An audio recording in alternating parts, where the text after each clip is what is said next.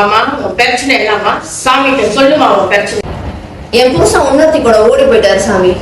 என்ன செய்யுதுன்னே தெரியல. என் வாழ்க்கையே நிலக்குறைஞ்சு போய் கிடக்குது. அடுத்த கட்டத்துக்கு என்ன செய்யுதுன்னு எனக்கு தெரியல. நீங்க தான் எனக்கு வழிகாட்டணும் சாமி.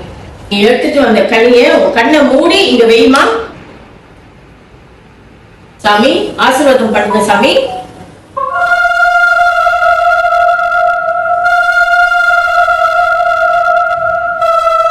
இது நீ எடுத்து வந்த கனி. உன் வாழ்க்கை என்ன நிலைமையில இருக்கு நம்ம பாப்போமா? கனியை நீ எடுக்கிறியா நான் எடுக்கவா? நீங்களே எடுங்க சாமி. நீ எடுத்துட்டு வந்த கனி தான். உன் வாழ்க்கை எப்படி இருக்குன்னு இப்ப இந்த கனியில பாப்போம்.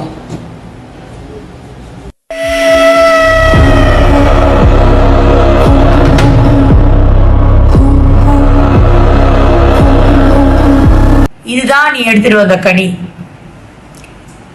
உனக்கு புள்ளி சூனியம் வச்சிருக்காங்க. யாருன்னு தெரியுமா? உன் மாமியாரு. உனக்கு செய்வனப்பட்டிருக்கு. அடுத்தது என்ன செய்யலான்னு நீ சொல்லி என்கிட்ட.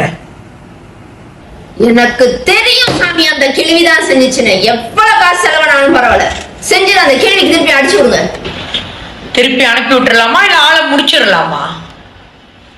அந்த கேள்வி உயிரோடு வந்தா திருப்பி திருப்பி என் வாழ்க்கையில வந்து பிரச்சனை கொடுக்கும் சாமி.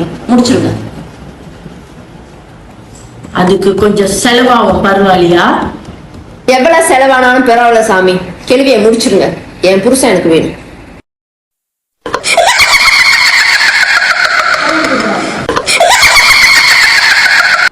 உன்னை பார்க்க ரொம்ப பாவமா இருக்கு. இப்ப சுவாமிகிட்ட பேசியிருந்தேன். உனக்காக எவ்வளவு குறைச்சி கொடுக்க முடியும்னு. உன்னைய பார்க்க எங்க சொந்த பிள்ளை மாரி இருக்கு. இதனால தான் நம்ம சாமி வந்து இவ்வளவு குறைச்சி கொடுத்திருக்காங்க. 31,000 வள்ளி 90 காசு. நீ கட்டுன வேகத்துல ஒரே வாரத்துல அந்த கேள்வி நாக்கு தள்ளி கிடக்கும்.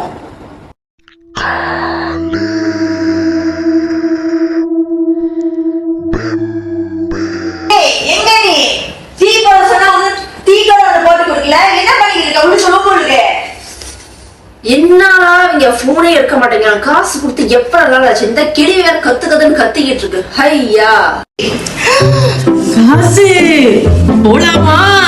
போலாம் தாய்லாந்துக்கு. என்ன மாதிரி நீங்களும் ஏமாந்துருக்கீங்களா?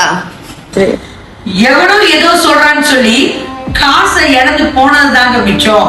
நம்ம குடும்ப ஆளையும் நம்மளுக்கு வந்துட்டு கெட்டது நினைச்சிருந்தாலும் கடவுளை மட்டும் பாருங்க. உண்மையான கடவுளை கும்பிடுங்க. கடவுளை மட்டும் கும்பிடுங்க.